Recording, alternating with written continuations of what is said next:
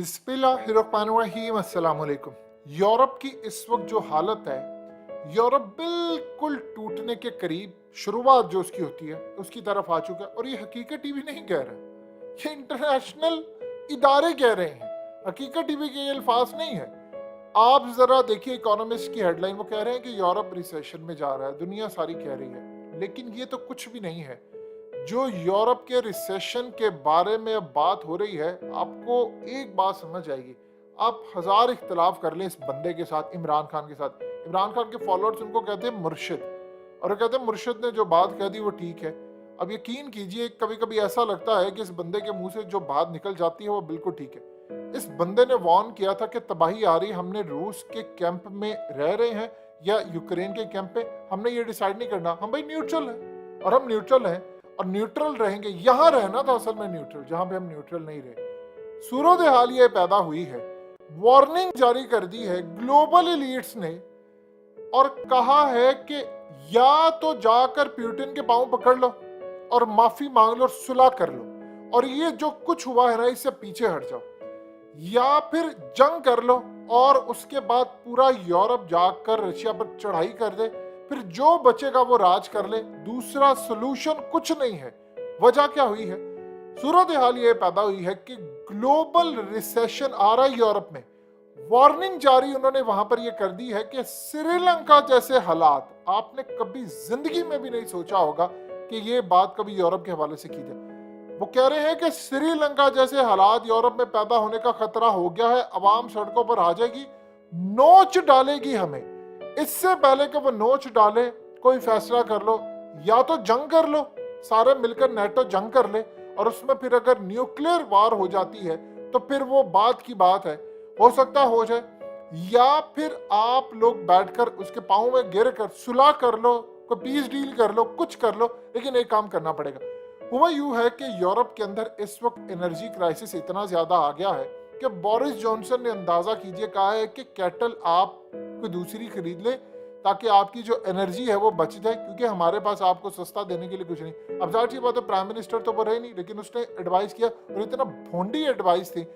Europe के अंदर उन्होंने वार्निंग जारी की है कि तेल की कीमतें हैं आसमान पर। एनर्जी का असल में मसला है कि गैस उनके पास है नहीं। एक होता है कि गैस की कीमतें होती हैं, कम हो जाती हैं, ज्यादा हो जाती हैं, इन्फ्लेशन बढ़ रहा है, यानी महंगाई उरूज पर है, और करेंसी गिर रही है। बिल्कुल यूरोप की करेंसी गिर रही है। वहां पर बैंक करप्ट होते जा रहे हैं, बैंक ही खत्म होते जा रहे हैं, तबाह हो रहे हैं, कई उनकी ब्रांचेस बंद हो रही हैं क्योंकि इन्फ्लेशन बढ़ रहा है, जॉब्स जा रही हैं, इंडस्ट्री बंद हो रही है। वो कह रहे हैं कि श्रीलंका वाले हालात यूरोप के पैदा हो सकते हैं, अवाम सड़कों पर आ सकती है, ग्लोबल फूड क्राइसिस आ रहा है, खाने पीने का मसला यूरोप के साथ तबाही का मामला है, और ये यूक्रेन की जंग की वजह से तेल की कीमतें नहीं रुक रही।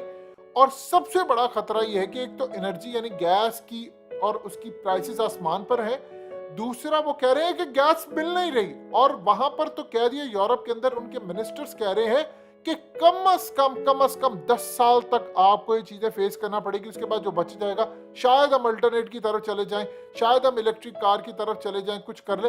अभी सूरत हाल ऐसी नहीं है, अभी हम जा रहे हैं तबाही की तरफ, क्योंकि वहां पर लोगों के हालात शदीद खराब हो रहे हैं। तो बेहतर ये है कि या जंग करके बस जो बजा वो कर ले, फिर न्यूक्लियर वार होती है तो हो जाए, या फिर उसके साथ सुलह कर ले, क्योंकि आपने जो पाबंदियां लगाई हैं उससे रूस का तो गया कुछ नहीं और यूरोप का बचना कुछ नहीं। अब यकीन कीजिए कि आज दाद देने को दिल करता है इमरान खान का, और डूब मर जाए वो 4 लोग जिन्होंने पाकिस्तान या दुनिया में कहीं भी बैठकर इमरान खान का तख्ता उल्टा। यकीन कीजिए, आप लोग उन शक्लों से भी वाकिफ हैं। जिस दिन इमरान खान ने वो नाम ले दिया और वो शक्लें सामने आएगी तो वो वैसे ही उन शक्लों पर लानत पड़ी हुई है। उन लोगों ने इमरान खान का तख्ता उल्टा इस बात पर कि आप रूस की तरफ गए हो। अब यूरोप रूस के खिलाफ गया तो वहां पर उन्होंने टूटने की वार्निंग जारी कर दी है कि ये टूट सकता है, इसके कई टुकड़े हो सकते हैं, श्रीलंका जैसे हालात पैदा हो सकते हैं, इनको बचा लो। कभी आपने सोचा था? यूरोप इतना पुरअमन मुल्क है क्योंकि उन्होंने पंगा गलत ले लिया था। इमरान खान इस बात को समझ गए थे जब वो रूस गए थे कि भाई हम क्यों इधर जाएं। अब आप देख लें कि आपके जो अमेरिका के आगे उनके जूते पॉलिश करने वाले डॉलर्स के लिए उन्होंने अमेरिका की गोद में गए, हम रूस से दूर हुए। आज अगर हम रूस से सस्ता तेल लेते तो 6 से 7 अरब डॉलर आपको बचता, क्योंकि आपको 40% सस्ता मिलता। हमारी पेमेंट तो ज्यादा यही होती है ना ऑयल की।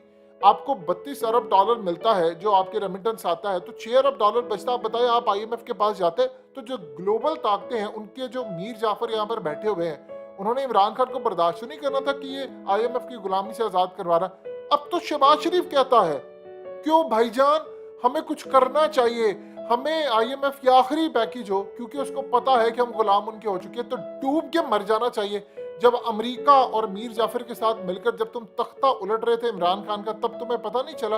लेकिन मसला ये हुआ है कि पूरी कौम की तबाही आ रही है। इमरान खान ने तो कहा मैं 4 लोगों के नाम ले दूं, मैं इस्लामाबाद बंद कर दूं। मसला सिर्फ मेरे लिए ये है कि मैं कौम सैलाब के अंदर डूबी हुई है, तो मैं उनको तकलीफ नहीं पहुंचाना चाहता।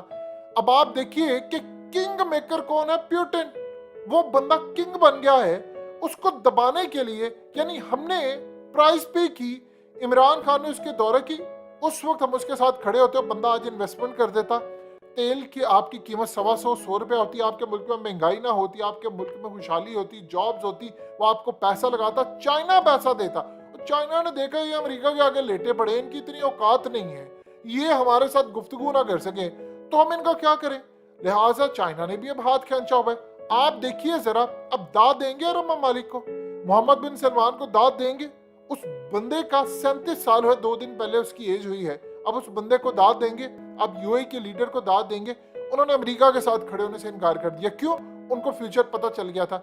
ये कहते हैं जी हम सियासतदान हैं। आपने सियासत सीखनी है तो जाकर अरब से सीख ले। वो रूस के कैंप में चले गए।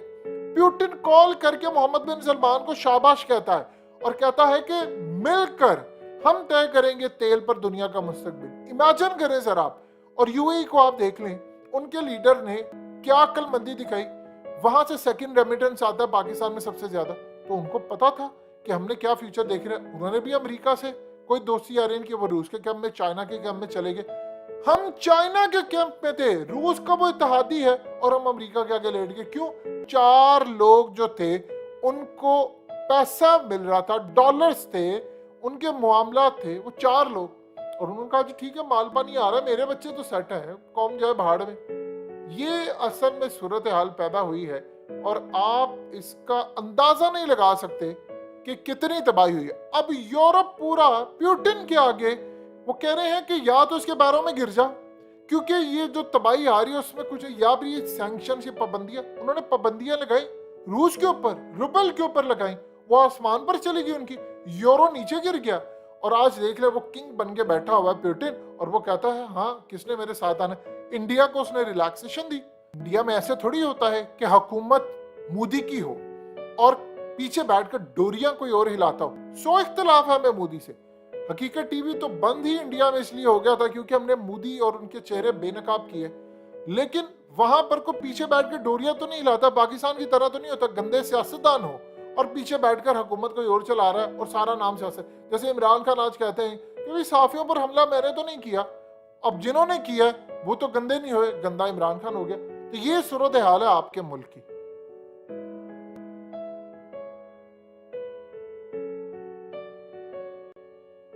हकीकत टीवी को सब्सक्राइब करना मत भूलें, वीडियो को लाइक करें, शेयर करें और कमेंट सेक्शन में अपनी राय का इजहार जरूर करें।